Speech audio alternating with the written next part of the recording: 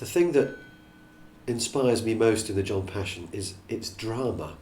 I think of all of the choral pieces of Bach, including the B minor Mass and the Matthew Passion, there's something incredibly tight and dramatic about the John. It's a shorter work, but Bach seems to respond to this particular Passion text with an incredible sense of the drama and the characterization. That the characters are amazingly strong, and he was even criticised at the time for that, making this incredibly dramatic church music. And I think for me, I love theatre and I love opera. That's why I love Handel so much. But I think, in a way, this Passion is as close as Bach ever got to sort of writing operatic music. The opening chorus of the first version is an incredibly, for me, I find it a very dramatic, intense piece of music, Herr unser Herrscher. It's often taken at quite a slow tempo, but I remember hearing a performance on the radio by Ivan Fischer many, many years ago. The sort of traditional idea of that chorus is to take it quite steady and make it quite broad. There are lots of dissonances, particularly in the oboe parts, against this very turbulent, I find, turbulent figure in the violins circling round a very low register in the 16th notes, in semiquavers. And it's often drawn out quite considerably, but also underpinning the whole texture, there's this half bar, quite nasty pulse from the bass group, every half bar, this repeated G. And I heard Ivan doing it probably a long time ago, 20 years or so, and he took it at quite a lick. And I think that the intensity that's in there is in the text for the opening chorus can take a little bit more speed and a little bit more, well, not violent, well, almost violence, sort of violence of the action that's about to take place.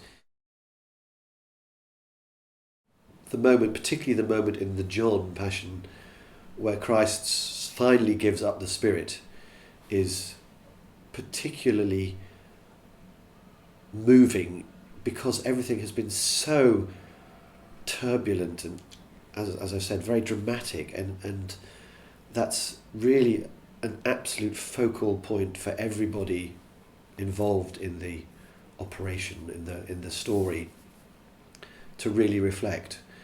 And the music which follows it also is absolutely sublime. The John Passion, as far as we know, has 4 pretty distinct versions. We're doing the first one.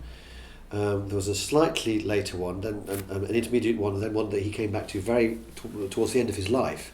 So it was obviously a piece he was quite busy with. And this may seem extraordinary, but it's quite possible that he tinkered with all sorts of other pieces as well. We like to have the idea, certainly in the 70s and 80s, that there was a definitive version of a piece of music in the Baroque and classical. That's the advent of urtext and the early music movement. Editors spent many, many hours trying to find an urtext version of certain repertoire, certain pieces. And in a way, it's not really possible to do that, but particularly with something like the John Passion. There are at least 4 distinct versions, and maybe more.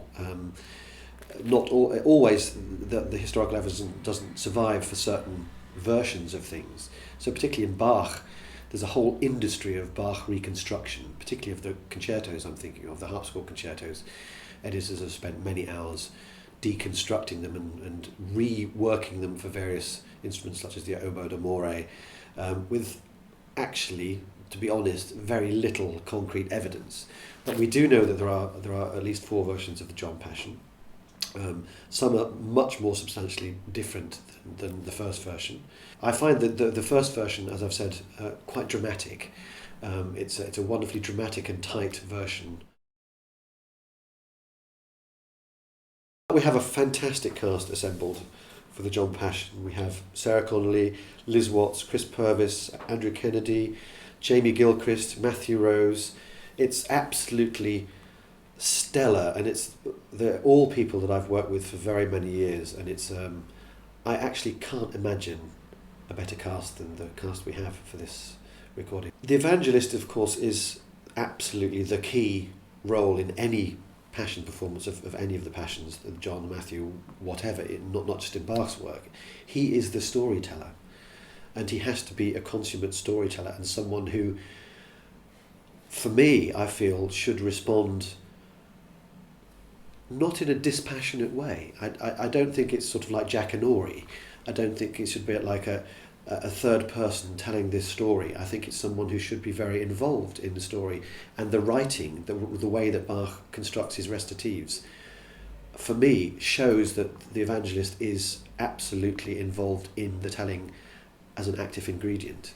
And James is quite simply one of the great evangelists of all time. He is a great storyteller and such an involved musician in everything he sings. He never sings a note without a fully committed 100%, 150% emotional involvement with his singing. And I can't imagine a better start for John than Jimmy.